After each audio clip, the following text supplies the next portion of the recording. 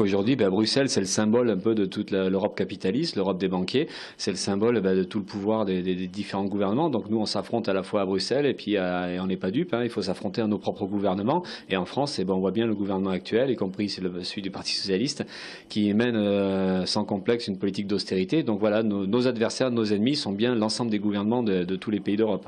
Nous, on est pour une Europe des peuples, une Europe solidaire, et donc une Europe de combat et de révolte contre l'Europe qu'on veut nous imposer, une Europe du capital. Et l'autre idée importante, c'est la bataille contre l'austérité, parce qu'on voit bien qu'aujourd'hui, que ce soit en France ou partout ailleurs, ce sont les discours sur la crise, comme quoi c'est inévitable, qu'il faut subir, qu'il faut accepter les sacrifices ou des reculs sociaux. Et nous, on a envie de dire, non, tout le contraire, des richesses, elles existent, les moyens sont énormes, et donc il faut qu'il y ait cette répartition des richesses, il faut que les moyens soient donnés à tout le monde et que la population puisse vivre normalement. Donc ça suppose un combat social qui doit être mené par les populations. Nous, notre programme politique, c'est l'affrontement à la classe des capitalistes, à la classe des banquiers, et c'est comment on arrive à faire en sorte que la richesse qui existe, elle soit partagée réellement, et comment on arrive à faire une économie qui réponde aux besoins de l'ensemble des populations. Donc ça suppose une Europe des peuples, une Europe solidaire, ça suppose une Europe où il y a égalité des droits entre les peuples, qu'il y ait la liberté de circulation, qu'il y ait la régularisation des sans-papiers, mais aussi la défense des droits des femmes contre les violences, pour le droit à l'avortement. Ça suppose donc un continent européen qui puisse préserver tout ça et qui puisse harmoniser le droit social, le droit du travail par en haut. Donc c'est la question d'un salaire, un SMIC européen, c'est la question d'interdiction des licenciements partout en Europe, c'est la question de comment on peut protéger au mieux les salariés. Et donc ouais, c'est vrai, c'est construire une Europe qui soit protectrice, mais de l'ensemble des peuples. Nous, on est contre ce qui s'appelle l'espace Schengen, l'Europe forteresse. Oui, on est pour la liberté de circulation de tous dans ce continent-là.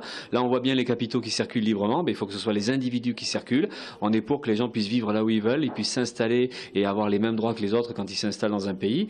Donc on est pour l'égalité des droits pour toutes et pour tous. Donc oui, ça pour nous c'est fondamental, c'est arriver à construire un continent où justement il y a l'égalité, les droits, et ça passera par des combats sociaux. On le sait à la fois à l'intérieur de chaque pays, mais en même temps en solidarité avec les autres. C'est comment on se coordonne et comment on arrive à construire un continent justement qui soit solidaire.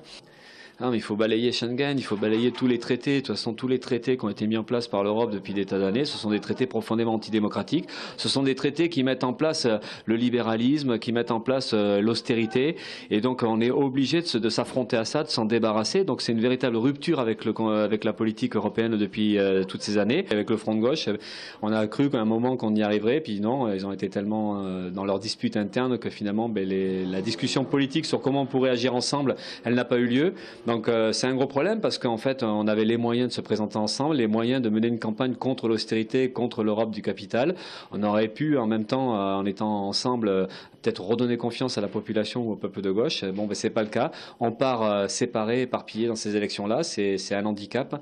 Mais après, voilà, nous, on voulait pas lâcher le morceau non plus parce qu'on a des divergences aussi. On n'a pas exactement la même chose à dire que le Front de gauche ou lutte ouvrière. Donc, on va essayer de faire entendre notre voix anticapitaliste. Nous, on est contre l'Europe des capitalisme, on est vraiment contre le capitalisme, même s'il est national, ce qui n'est pas le cas du Front National. Donc après, le problème, c'est pas de faire croire qu'on peut être protégé derrière les frontières, ce qui est archi faux, parce qu'en fait, les frontières, ou même si on revient au franc, ce que préconise le Front National, on sera toujours de toute façon sous domination des banques, sous domination du capital et des grands patrons. Nous, le problème, c'est comment on s'émancipe des exploiteurs, comment on s'émancipe de ceux qui pillent les richesses, de ceux qui les détournent. Et ça suppose un combat anticapitaliste, donc un combat internationaliste, et contre l'ensemble des banquiers, des capitalistes de l'Europe entière.